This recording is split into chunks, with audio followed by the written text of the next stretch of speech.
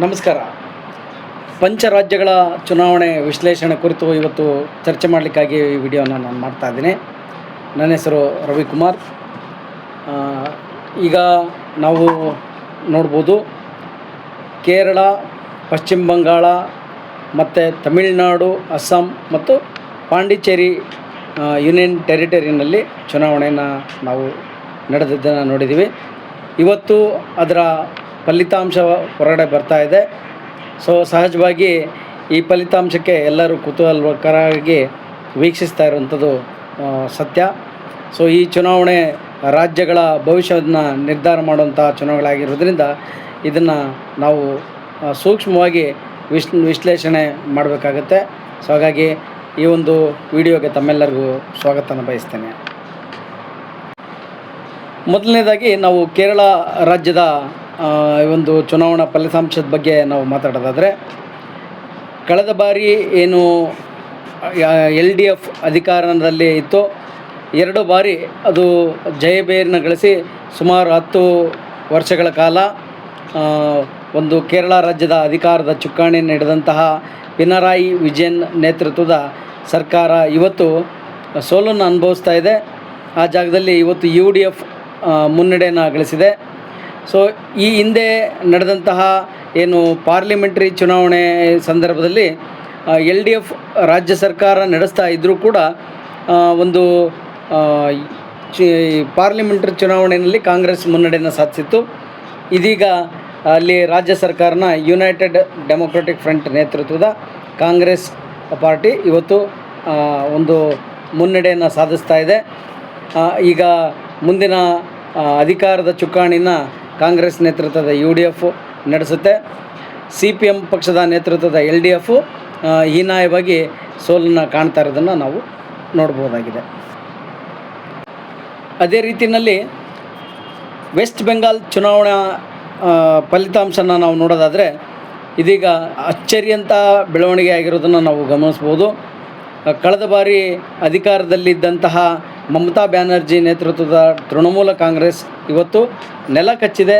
ಅಲ್ಲಿ BJP ನೇತೃತ್ವದ ಸರ್ಕಾರ ಇವತ್ತು ಅಧಿಕಾರಕ್ಕೆ ದಾಪುಗಾಲಿಡುವಂತಹ ಒಂದು ಸಂದರ್ಭ ನಾವು ನೋಡ್ತಾ ಇದ್ವಿ.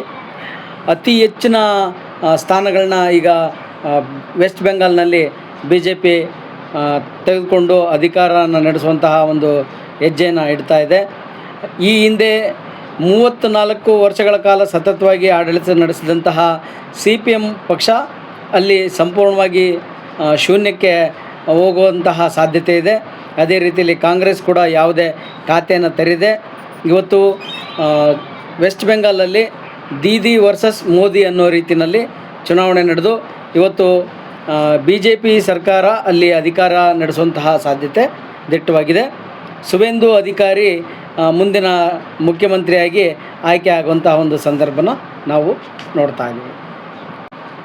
ಅದೇ ರೀತಿಯಲ್ಲಿ ಅಸ್ಸಾಂನ ನಾವು ಇವತ್ತು ಚುನಾವಣಾ ಫಲಿತಾಂಶನ ನೋಡ್ತಾ ಹೋದರೆ, ಅಸ್ಸಾಂ ರಾಜ್ಯದಲ್ಲೂ ಕೂಡ NDA ನೇತೃತ್ವದ BJP ಇವತ್ತು ಅಧಿಕಾರಕ್ಕೆ ಬರುವಂತಹ ಸಾಧ್ಯತೆ ದಿಟ್ಟವಾಗಿ ನಾವು ಕಾಣ್ತಾ ಇದ್ದೀವಿ.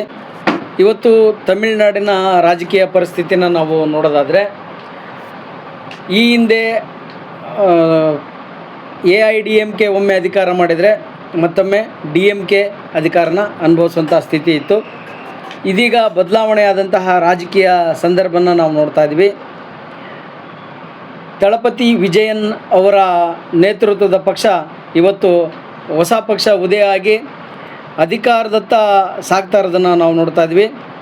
ಸ್ಟಾಲಿನ್ ಅವರ DMK ಪಕ್ಷ ಒಂದು ಚುನಾವಣಾ ಇದರಲ್ಲಿ ಅತಿ ಹೆಚ್ಚು ಮಾರ್ಜಿನಲ್ಲಿ ಗೆಲ್ಲುತ್ತೆ ಅನ್ನೋಂಥ ಒಂದು ಏನು ಭವಿಷ್ಯ ಇತ್ತು, ಅದೀಗ ಸುಳ್ಳಾಗಿದೆ.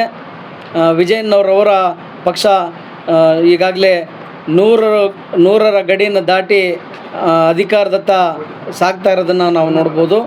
ಸೊ ಹಾಗಾಗಿ ತಮಿಳುನಾಡಿನ ರಾಜಕೀಯ ಪರಿಸ್ಥಿತಿ ವಿಭಿನ್ನವಾಗಿದೆ ಅನ್ನೋದನ್ನು ನಾವು ಈ ಸಂದರ್ಭದಲ್ಲಿ ಹೇಳಲಿಕ್ಕೆ ಬಯಸ್ತೇವೆ. ಮತ್ತೊಂದು ಚುನಾವಣೆ ನಡೆಯುತ್ತಿರುವಂತಹ ಪಾಂಡಿಚೇರಿ ಯೂನಿಯನ್ ಟೆರಿಟರಿನಲ್ಲೂ ಕೂಡ NDA ನೇತೃತ್ವದ ಮೈತ್ರಿಕೂಟ ಇವತ್ತು ಅತಿ ಹೆಚ್ಚಿನ ಸಂಖ್ಯೆಯನ್ನು ಪಡೆದು ಅಧಿಕಾರದತ್ತ ದಾಪುಗಾಲಾಗ್ತಾ ಇದೆ. ಇಲ್ಲೂ ಕೂಡ ಇಂಡಿಯಾ ಒಕ್ಕೂಟಕ್ಕೆ ಸೋಲಾಗ್ತಿರೋದನ್ನು ನಾವು ನೋಡ್ಬೋದಾಗಿದೆ. ಅದೇ ರೀತಿಯಲ್ಲಿ ಬಾಗಲಕೋಟೆ ಮತ್ತು ದಾವಣಗೆರೆಯ ಏನು ವಿಧಾನಸಭಾ ಕ್ಷೇತ್ರಗಳ ತೆರವಾದಂಥ ಕ್ಷೇತ್ರಗಳಲ್ಲಿ ಚುನಾವಣೆ ನಡೆದಿತ್ತು. ಈ ಕ್ಷೇತ್ರಗಳಲ್ಲೂ ಕೂಡ ಒಂದು ಕಾಂಗ್ರೆಸ್ನ ನೇತೃತ್ವದ ಸರ್ಕಾರ ರಾಜ್ಯದಲ್ಲಿ ಆಳ್ವಿಕೆ ನಡೆಸ್ತಾ ಇದೆ. ಸಹಜವಾಗಿ ಇಂಥ ಒಂದು ಸಂದರ್ಭದಲ್ಲಿ ಕಾಂಗ್ರೆಸ್ ಪಕ್ಷ ತನ್ನ ಸ್ಥಾನಗಳನ್ನು ಉಳಿಸ್ಕೊಳ್ಳಿಕ್ಕೆ ಸಾಕಷ್ಟು ಕಸರತ್ತುಗಳನ್ನ ನಡೆಸಿದರೂ ಕೂಡ ದಾವಣಗೆರೆಯಲ್ಲಿ ಆರಂಭಿಕವಾಗಿ ಸಮರ್ಥ್ ಶಾಮನೂರ್ ಅವರು ಹಿನ್ನಡೆಯನ್ನು ಅನುಭವಿಸ್ತಾ ಇದ್ದರು.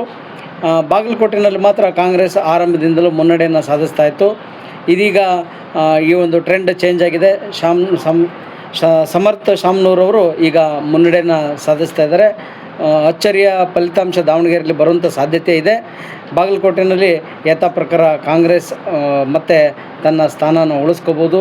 ಏನೇ ಆದರೂ ದಾವಣಗೆರೆ ವಿಧಾನಸಭಾ ಕ್ಷೇತ್ರ ಈ ಬಾರಿಯ ಕುತೂಹಲ ಕ್ಷೇತ್ರವಾಗಿ ಪರಿಣಮಿಸಿದೆ.